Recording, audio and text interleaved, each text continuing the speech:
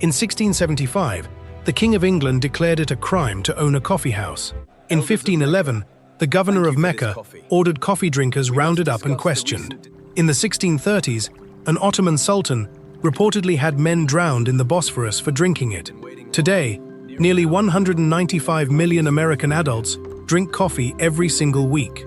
The drink sitting in your kitchen right now was, at various points in history, banned by governors and sultans, condemned by the Catholic Church, smuggled across 3 oceans by spies, and cultivated by enslaved people who never tasted a cent of the profits. It is one of the most valuable agricultural commodities on earth, and the story of how it got there is stranger, darker, and more consequential than anything printed on the label. But this story does not begin with your morning routine. It begins with a goat. What follows is a journey through roughly 12 centuries of human ambition, religious fear, colonial greed, and accidental genius, all converging on a single bitter drink. To understand why coffee alarmed every powerful institution it ever encountered, you first have to understand where it came from and what it felt like the first time a human being ever tasted it. Consider what is in your hand right now.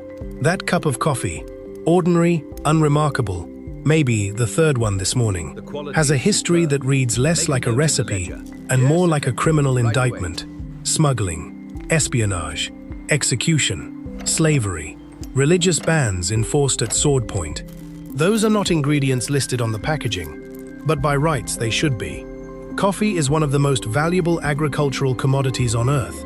Nearly 195 million American adults drink it every single week.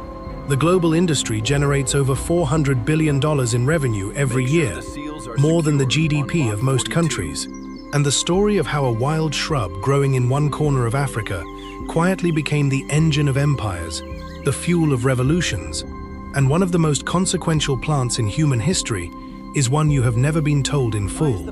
Every institution that tried to kill coffee failed. Every government that tried to contain it ended up legitimizing it instead. How does something so ordinary become so dangerous? That is exactly the question this story answers. Starting 11 centuries ago, in the highlands of Ethiopia, with a man and his goats. Sometime around the 9th century, in the forested highlands of what is now southwestern Ethiopia, a young goat herder noticed something strange about his flock.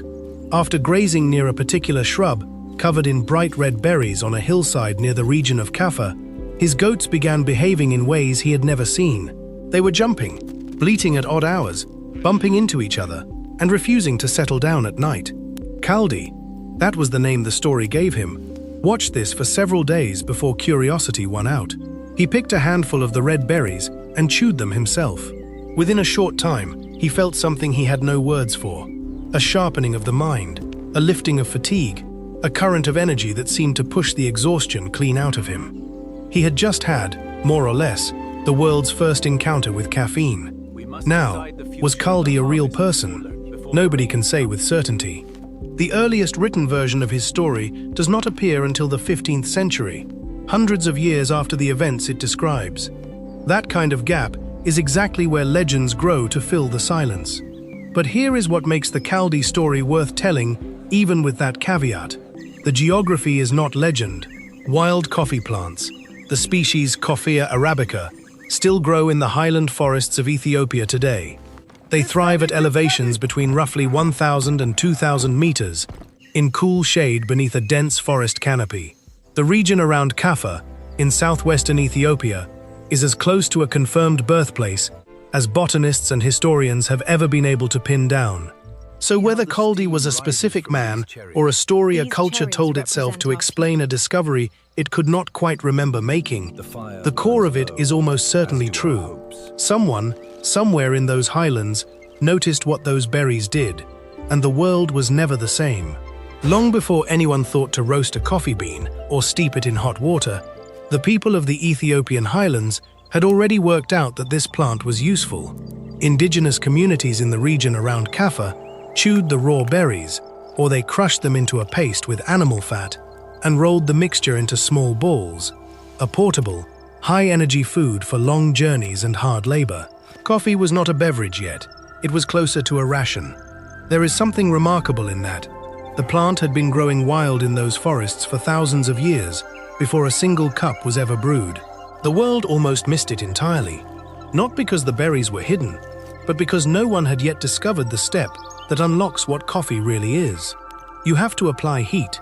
You have to roast the bean, crack it open, and dissolve what is inside in hot water. That transformation, from chewed berry to brewed drink, is not obvious. It is, in retrospect, an accident waiting to happen. And when it finally did happen, it was not in Ethiopia. It was across the Red Sea, in Yemen, where the story took the turn that would eventually make coffee the most geopolitically consequential beverage in human history. The story of how coffee went from chewed berry to brewed drink begins with a fire and an accident. According to legend, and it should be framed as such, Khaldi brought his discovery to a local monastery. A monk, unimpressed and perhaps alarmed, declared the berries the work of the devil and threw them into the flames. What happened next is one of those moments history pivots on without warning. As the beans roasted, they released an aroma so rich and dark that the other monks came running. They raked the roasted beans from the coals, crushed the blackened seeds, and dissolved the grounds in hot water. They drank the result. That night, they stayed awake through their entire evening prayer service, alert, focused, undistracted. Word moved through the monasteries of the Ethiopian highlands. Coffee's very first institutional adoption was not a cafe, not a court, not a market. It was a monastery, and the institution that had tried to destroy it ended up becoming its first organized community of users. That pattern, attempt to suppress, fail, end up legitimizing, was about to repeat itself across centuries and continents. By the 15th century, coffee had crossed the Red Sea and arrived in Yemen, and there it found its first true believers. Sufi Muslim mystics in the Yemeni port cities adopted coffee not as a pleasure, but as a spiritual tool. They called the drink kahwa, an old Arabic word that had previously referred to wine, the implication being that coffee produced a similar kind of heightening. The Sufis used it specifically to sustain themselves through the long nights of dhikr, their prayer circles and chanting rituals that could run until dawn. Yemen became the first country to cultivate coffee as an actual crop, growing it on terraced hillsides in the mountains around Sana'a. The port of Mocha on the Red Sea coast became the nerve center of the entire trade, and the name stuck. When you order a mocha at a cafe today, you are saying the name of a 15th century Yemeni harbor town that once controlled every coffee bean that left the Arabian Peninsula. That control was deliberate and ruthless. Before any beans left Mocha's port, they were boiled or partially roasted to destroy their ability to germinate. Not a single viable seed was allowed to leave the country. Yemen's monopoly held for roughly 2 centuries. The rest of the world tasted the drink and wanted more, and all the supply ran through one port, controlled by one trading class, in one small country on the southwestern tip of the Arabian Peninsula. That kind of chokehold on a commodity the whole world wants is exactly the sort of thing that makes empires nervous. The Ottoman Empire absorbed coffee with an appetite that bordered on mania. By the early 1500s, coffeehouses had spread across Istanbul, Cairo, Damascus, and Mecca with a speed that tells you exactly how powerful the drink's appeal was. The Ottomans called these establishments kahvehane, house of kahwa, and they were loud, smoke-filled, crowded social engines where men gathered to discuss politics, recite poetry, play backgammon, and gossip about the Sultan and his court. Istanbul reportedly had hundreds of coffeehouses by the middle of the 16th century, and that density of gathering places where ordinary men talked openly about power is exactly what frightened the people who held power. In 1511, the governor of Mecca, a man named Hayr Beg, declared coffee an intoxicant forbidden under Islamic law, rounded up coffee drinkers, held public hearings, and shut the coffeehouses down. The ban lasted barely a year before the Sultan in Cairo overruled him. The most extreme crackdown came in the 1630s, under Sultan Murad IV. Murad banned coffee outright, shuttered every coffeehouse across Istanbul, and reportedly ordered that anyone caught drinking it face severe punishment for repeat offenses. He understood the threat correctly. Coffeehouses were giving ordinary people a semi-public space to exchange information and opinions outside the reach of official channels. That is a genuinely destabilizing force, and yet the ban failed. Coffee was too embedded in Ottoman daily life to be extracted by decree. Every authority that tried to ban it ended up either reversing course or being ignored. But Europe's institutions had not yet weighed in. Coffee reached Europe through the ports of Venice, carried by Italian merchants who had encountered the drink during trade expeditions through Ottoman ports in the eastern Mediterranean. Local clergy were among the first to raise objections. Priests declared coffee the bitter invention of Satan, a dark, exotic substance from the Muslim world. A formal petition was drawn up and presented to Pope Clement V, demanding an outright ban. The Pope did the most sensible thing any authority facing a ban request has ever done. He asked to try it first. The account of what he said after tasting it has been passed down in various wordings, but the essence is consistent, that the drink was too good to leave only to others, and ought to be embraced rather than condemned. Whether the precise phrase is legend or record, the papal endorsement was decisive. Coffee entered European Christian culture as a sanctioned beverage, and the institution that had been petitioned to destroy it ended up blessing it instead.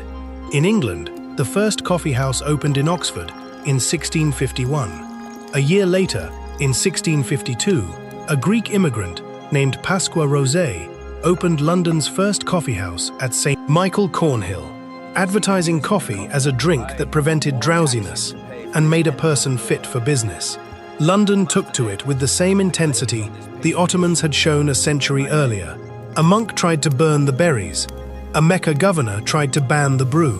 An Ottoman sultan threatened to drown drinkers. The Pope was petitioned to condemn it. Every institution that tried to stop coffee ended up handing it a wider audience. That streak was about to continue at an even grander scale. London's coffeehouses multiplied with startling speed. By the early 1700s, the city had hundreds of them, and they had evolved into something far more consequential than places to drink a stimulating beverage. For the price of 1 penny, the cost of a single cup, any merchant, sailor, scientist, poet, or political radical could walk in and participate in the sharpest conversations in England. They were called penny universities, and the name was accurate. Edward Lloyd's Coffee House on Tower Street, first recorded in the London Gazette in 1688, became the gathering point for ship captains, merchants, and underwriters, exchanging intelligence about voyages, cargo, and risk. Lloyd himself began publishing a news sheet 3 times a week to serve his customers. That coffeehouse's gradual formalization eventually produced Lloyd's of London, one of the world's most influential insurance markets, with a coffeehouse at its origin. In Vienna, when the Ottoman siege of 1683 ended, coffee culture arrived in earnest. By 1720, Vienna's Kramisches Kaffeehaus had introduced a custom that would eventually seem obvious, but was genuinely new. It put newspapers out on the tables for guests to read. The coffeehouse as information exchange was now also a news distribution network. In January 1675, King Charles II issued a proclamation concerning coffeehouses, reflecting official concern about the political discussions flowing freely inside them. The proclamation was reversed within days under public pressure. In Germany, Johann Sebastian Bach captured the cultural moment. His secular coffee cantata, written around 1732 to 1735, dramatized a father's futile attempt to keep his daughter away from the fashionable drink. Coffee had become the organizing substance of European social and intellectual life. Enlightenment ideas circulated in coffeehouses. Financial instruments were invented across cafe tables. Scientific societies formed. Political pamphlets were drafted. But there was one problem. Every single bean still came from one place. For 2 centuries, Yemen held the world's coffee supply in a grip so tight that European powers could do nothing but pay whatever price Mocha's traders set. The beans were treated before export, the trade routes controlled. Any attempt to acquire a viable, ungerminated seed was met with the full force of a monopoly that knew exactly what it was protecting. Then a Dutch trader cracked it. Sometime in the early 17th century, a live coffee plant made it out of Mocha and into Dutch hands. The Dutch East India Company cultivated it in the botanical gardens in the Netherlands, then took it overseas. Coffee was planted across Dutch colonial territories, including the island of Java, in what is now Indonesia, so synonymous with production that the word Java has been slang for coffee ever since. used today by people with no idea they are speaking the name of a colonial plantation. The Dutch also established coffee production in Suriname, on the northern coast of South America. But the labor required to work those plantations was not hired. It was enslaved. Hundreds of thousands of Africans were transported across the Atlantic under conditions of extraordinary brutality to cultivate a drink that European consumers would never associate with the suffering that produced it. Nowhere was this more starkly illustrated than in the French colony of Saint-Domingue, the territory that is now Haiti. Before 1791, Saint-Domingue supplied roughly 40% of Europe's sugar and nearly half its coffee. Nearly half. A single colony in the Caribbean worked almost entirely by enslaved people. Mortality on those plantations was high enough that the enslaved population had to be continually replenished through the Atlantic trade to keep production running. If you were drinking coffee in Paris or London in 1780, you were drinking something produced at a cost that the people who ran the system understood and continued anyway. Brazil's Abolition Act passed on May 13, 1888. By that point, coffee had already made Brazil the dominant force in global production. The wealth of the coffee trade was built, in large part, on the bodies of people who had no choice in the matter. If you want to trace the line from coffee to revolution, not metaphorically, but literally, as a chain of cause and effect, you have to go to two cities in the same decade, Paris in 1789 and Boston in 1773. Start in Paris.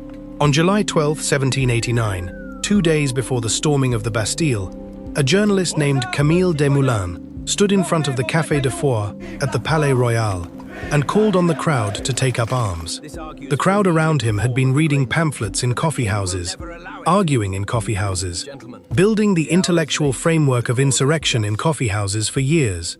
Coffee had not caused the French Revolution, but the coffeehouse had provided the infrastructure in which revolutionary ideas could circulate, intensify, and finally explode. 2 days after Desmoulins spoke, the Bastille fell. Then go to Boston, 16 years earlier. On the night of December 16, 1773, colonial protesters boarded 3 ships in Boston Harbor and dumped 342 chests of East India Company tea into the water. The Boston Tea Party was about taxation without consent, about colonial resentment of British commercial control, but it had a lasting cultural consequence. It made drinking tea feel like an act of political submission. Colonial boycotts of tea spread through the population with remarkable speed. Coffee houses in Philadelphia and New York filled with merchants, politicians, and radicals who switched to coffee as a deliberate, patriotic gesture. The Merchants' Coffee House in New York hosted some of the earliest meetings of what would become the institutions of the new republic. America's relationship with coffee. The country today drinks more of it by total volume than any other single nation, traces directly to a political protest in a harbor. Tea was the drink of the empire. Coffee became the drink of a republic that wanted no part of that empire. Subscribe to Tales of the Table if you want to keep following the hidden histories of the everyday things on your table. This is exactly the kind of story we tell, every time. In 1869, a coffee farmer on the island of Ceylon, modern Sri Lanka, noticed orange dust on the underside of his plant's leaves. Within weeks, the leaves were falling. Within months, entire plantations were stripped bare. The pathogen responsible, a fungus called Himalaya vastatrix, spread with devastating efficiency across one of the most productive coffee-growing islands in the world. Coffee rust is now recognized as the most economically important coffee disease in history. Within a little more than a decade, it had essentially destroyed Ceylon's coffee enterprise entirely. The island shifted to tea, which is why Ceylon tea exists as a global category today. Coffee's map was redrawn by a microorganism. Across the Atlantic, the American Civil War was cementing a nation's habits. Union soldiers received coffee as part of their official daily ration, 1¼ ounces of roasted beans per man per day, as specified in the 1861 Army regulations. Men carried personal grinders in their packs and roasted green beans over campfires. When supplies ran short, soldiers reportedly traded tobacco and other goods with Confederate counterparts across enemy lines. Because the Confederacy, cut off by the Union naval blockade, was desperate for coffee and reduced to brewing substitutes from chicory root, sweet potatoes, and acorns. 4 years of wartime habit locked in a generation of American coffee drinkers.